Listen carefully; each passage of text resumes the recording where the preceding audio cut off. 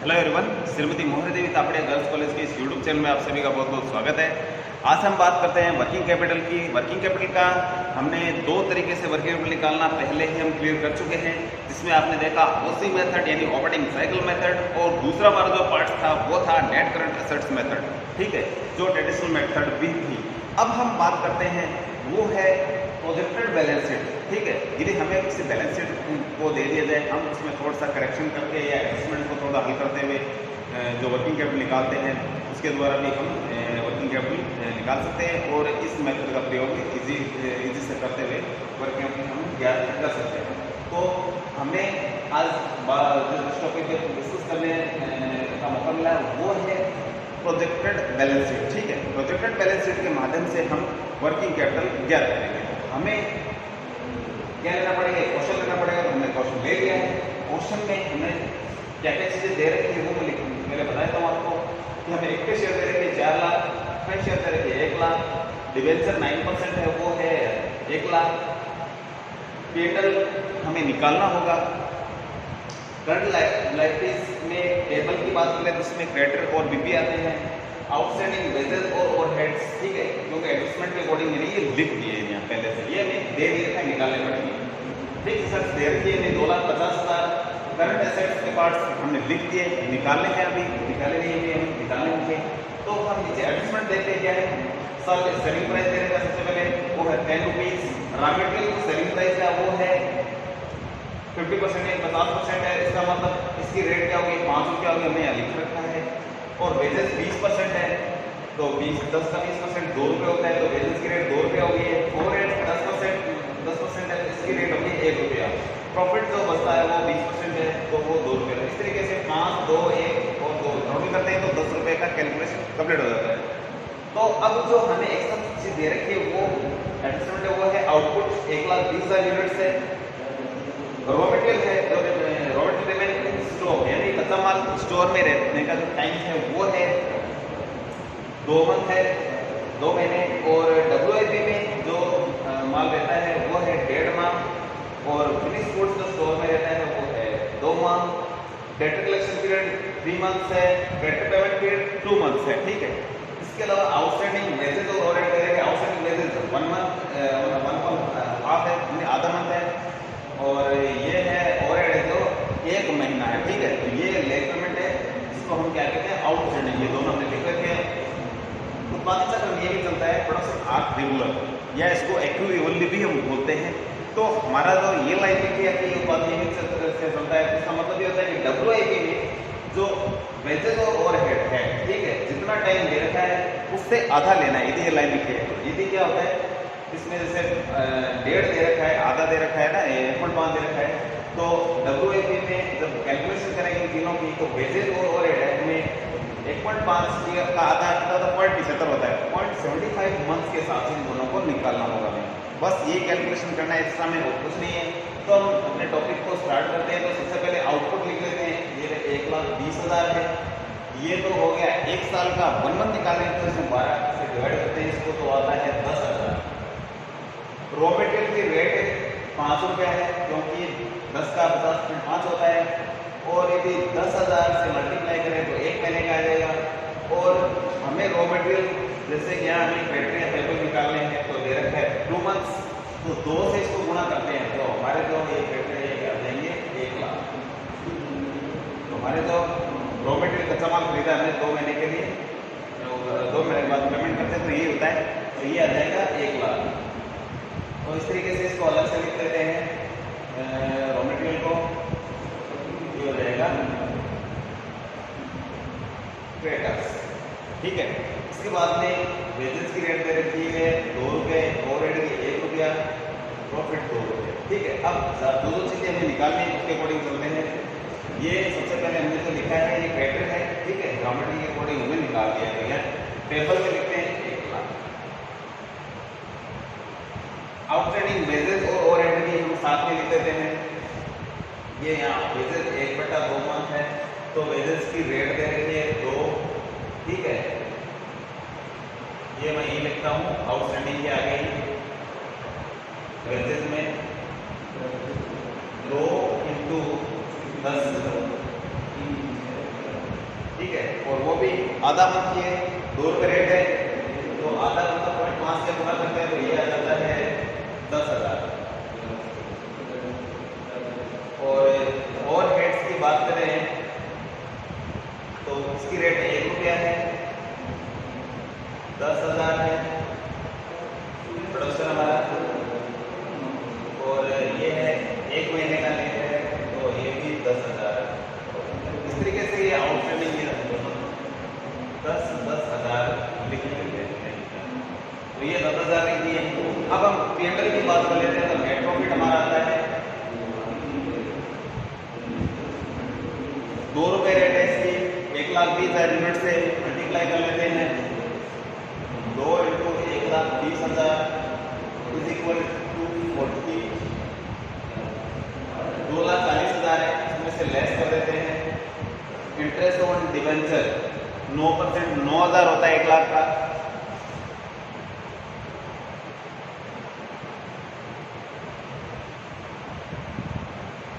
ये होता है 9,000। तो इस तरीके से हमारा जो P&L है ये आता है 2,31,000, तो ये आएगा 2,31,000। तो इस तरीके से एक साइड का हमने टोटल ये कैलकुलेशन कर लिया है।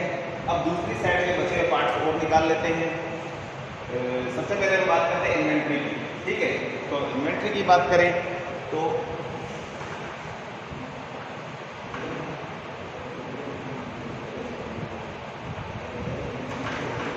इन्वेंट्री में 3 प्रकार का है। इन्वेंट्री सबसे पहले रॉ मटेरियल है, WIP है और फिनिश गुड्स है, ठीक है। रॉ मटेरियल में तो सीधा निकाल लेते हैं। रॉ मटेरियल 2 महीने स्टॉक में रहते हैं, तो रॉ मटेरियल की 2 रुपये रेट है, 10,000 1 महीने का है, 2 से गुणा करेंगे, सॉरी ये इसकी रॉ मटेरियल की रेट है 5 रुपये, 5 रुपये 10,000 यूनिट से 2 से गुणा करेंगे तो ये आएगा 1 लाख। तो कच्चा माल है जो 1 लाख स्टोर में रहेगा। WIP में हम जानते हैं कि 3 चीज़ें होती है। सबसे पहले रॉ मटेरियल की बात कर लेते हैं, तो 5 × 10,000 × 1.5 माह, ठीक है, 1.5 मंथ है तो 1.5 कर लेते हैं, तो इसका टोटल कितना होता है, ये हो गया 75,000। और वेजेस की बात कर लेते हैं और ओवरहेड की बात करते हैं, तो ये होता है वेजेस की 2 रुपये रेट है और 10,000 से मल्टीप्लाई करेंगे। अब हमें क्या करना है, ये वेजेस जो कि हमारा सामानों से बन सकता है, तो जो 1.5 माह इसका आधा लेना है, तो 1.5 माह का आधा होता है 0.75, ठीक है। और इसका जो टोटल आएगा वो है, ये हो गया 20,000, 20,000 को 70 वाले 15,000। ओवरहेड से इसका है 1 × 10,000 × 0.75, तो ये आ जाएगा 7,500। तो इस तरीके से WIP में इन तीनों का टोटल करते हुए लिखते हैं, तो ये इसकी वैल्यू आती है, वो है 75 और 15 हो जाते हैं 90, 90 और ये 97,500, तो ये 9,007, 97,500 आते हैं। तो इस तरीके से इसका टोटल हमने 97,500 लिख दिया है। तो ये हम लिखते हैं इन्वेंट्री में, तीनों लिख सकते हैं इसमें, इन्वेंट्री में साथ में निकाल सकते हैं। इसमें लिखते हैं raw material plus WIP plus finish goods, ये आता है। अभी हमने फिनिश गुड्स निकाला नहीं, फिनिश गुड्स और निकालते हैं। फिनिश गुड्स आप देख सकते हैं, इनको 3 तरीके से करना पड़ेगा, ठीक है। यानी रॉ मटेरियल से, वेजेस से और इनके हम क्या कर लेते हैं, टोटल कर लेते हैं। तो इनकी जो कॉस्ट आ जाती है वो आती है टोटल 8 रुपया, ठीक है। हम 8 को 10,000 यूनिट से गुणा कर देते हैं, और फिनिश गुड्स का जो हमारा टाइम था वो है 2 मंथ्स है, तो हम इसको 2 से सीधा मल्टीप्लाई कर लेते हैं। तो इसको सीधा मल्टीप्लाई कर लेते हैं, तो ये आ जाएगा 1,60,000। तो हम इसको फिनिश गुड्स को सीधा ही निकाल लेते हैं। तो ये हमारी तीनों चीज़ें हमने निकाल ली। तो सबसे पहले हमारा जो रॉ मटेरियल था वो था WIP में आता है 97500, फिनिश गुड्स आता है 1,60,000। इस तरीके से इनका टोटल करके हम यहाँ लिखेंगे। फिर उसके बाद में हमारा जो टॉपिक था वो था डेटर्स हम निकालते हैं। तो डेटर्स को निकालने से पहले इसका हम टोटल कर लेते हैं कि टोटल कितना आता है इनका। तो हमने इनका टोटल कर लिया है। तो इनका जो टोटल है रॉ मटेरियल का, वेजेस, ओवरहेड का, ये आ जाता है 3,57,000। तो हमने सबका टोटल करते हुए 3,57,000 यहाँ लिख लिए हैं। अब हमारा जो टोटल बची हुई चीज़ है वो है डेटर है। उसके बाद में कैश, हमने इसका भी टोटल कर दिया। आप देख रहे हैं यहाँ इन सभी का टोटल है जो 9,51,000 है। हमने इनका भी टोटल करके रख लिया है और बाकी सारी चीज़ें भी हमने ले ली है। अब जो डेटर है उनकी बात कर लेते हैं। डेटर दो तरीके से हमने निकालने थे। अब डेटर की बात करें कि आप देख रहे हो कि डेटर मैंने सीधे तरीके से भी आपने पहले इस पर चर्चा करते हैं कि हमने यहाँ से 8 लिख करके कर दिया है। तो इस तरीके से फिनिश गुड्स को भी हम इसी तरीके से निकालते हैं जैसे कि WIP में निकाला गया है, ठीक है। तो उसी तरीके से भी करें तो मैं आपको दोनों तरीके से करके दिखा देता हूँ कि इस तरीके से ये किए जा सकते हैं। फिनिश गुड्स का हमारा जो टाइम है वो कितना है,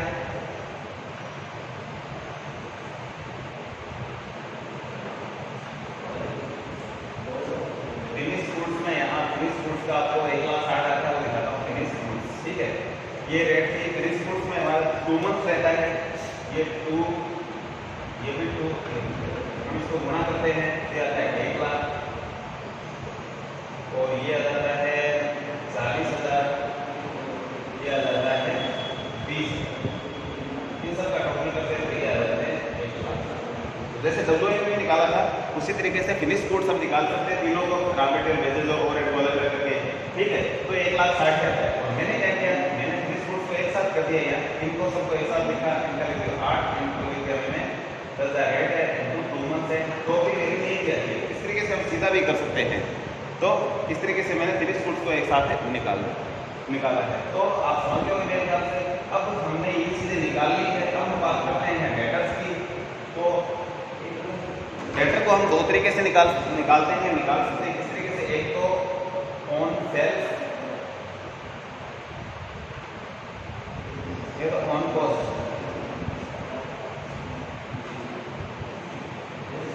तो सेल पे निकालते हैं तो सीधा ही सेल हमारी 10 रुपया है।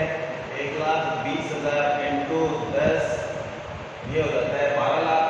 हमें निकालने हैं 3 महीने के। तो 12,00,000 लगाओगे तो 1 आ जाएगा, 3 से मल्टीप्लाई करेंगे तो 3,00,000 आ जाएगा, ठीक है। हमने डेटर के ऑन सेल्स निकालते हैं तो 1,20,000 को 10 से गुणा करोगे तो 12,00,000 हो जाएगी हमारी सेल। और 3 महीने का डेटर है तो 1 महीने का निकालेंगे तो 1,00,000 होता है, 3 महीने का 3,00,000 होता है। और कॉस्ट निकालते हैं तो कॉस्ट की रेट हमारी 8 रुपया। हमने भी थोड़ी देर देखा था पहले कि हमारी जो मटेरियल की कॉस्ट थी वो 5 रुपया है और वेजेस और ओवरहेड इनकी टोटल 8 रुपये था। 8 रुपये से ऑन कॉस्ट या हेड कॉस्ट यदि हम निकालते हैं तो हेड कॉस्ट निकाले तो इसकी हम रेट 8 रुपये करेंगे। तो उस कंडीशन में 1,20,000 इंटू हम कॉस्ट लिख देते हैं 8 रुपया, भाग 12 का लगाएंगे तो ये आ जाएगा 9,60,000। 12 का भाग लगाएंगे तो ये आ जाएगा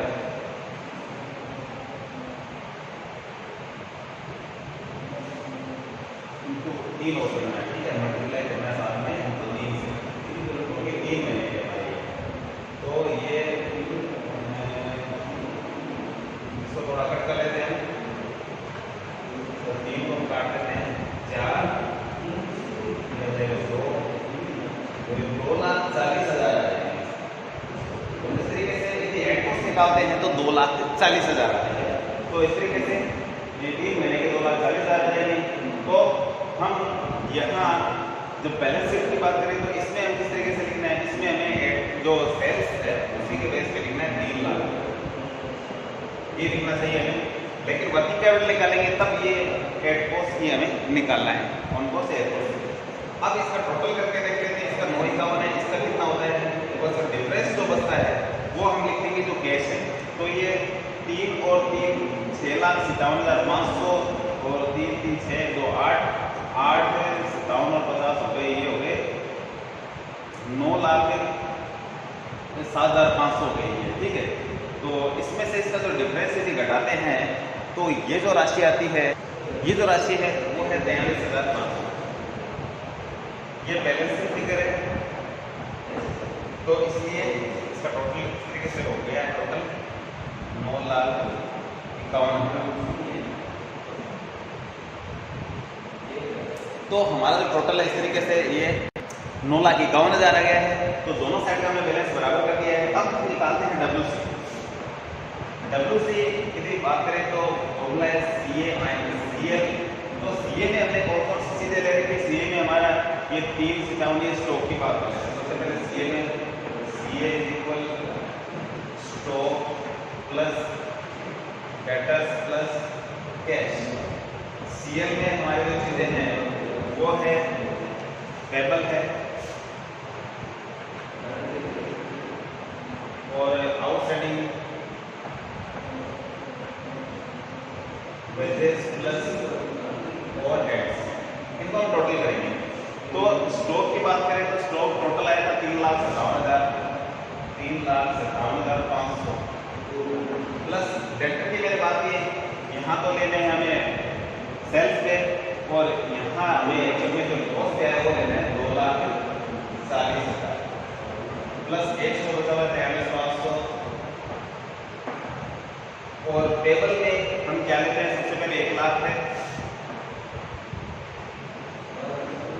आउटस्टैंडिंग वेजेस और ओवरहेड दोनों 10,000 है, 10,000 प्लस 10,000। इस तरीके से इसका टोटल होता है 1,20,000। CL हमारे 1,20,000 है और CA का टोटल कर लेते हैं। तो CA का जो टोटल है वो हमारा आता है, तो जो हमारा CA का टोटल है वो है 6,41,000। तो अब हम क्या करते हैं? WC निकालते हैं, CA में से CL घटाते हैं। तो यहाँ हमने लिखा है, इसका मैं लिख देता हूँ, यहाँ WC लिख देता हूँ। CA में से CL घटाते हैं तो रहता है 5,21,000। तो इस तरीके से हमारे जो वर्किंग कैपिटल है वो कितनी आई है? 5,21,000 आई है। तो इस तरीके से हम कहने का मतलब है हम वर्किंग कैपिटल निकाल सकते हैं जो प्रोजेक्टेड बैलेंस शीट के माध्यम से। तो ये हमारे वर्किंग कैपिटल। आज के लिए इतना ही। अपनी वीडियो को लाइक कीजिए, चैनल को लाइक कीजिए एंड शेयर कीजिए एंड सब्सक्राइब कीजिए। धन्यवाद।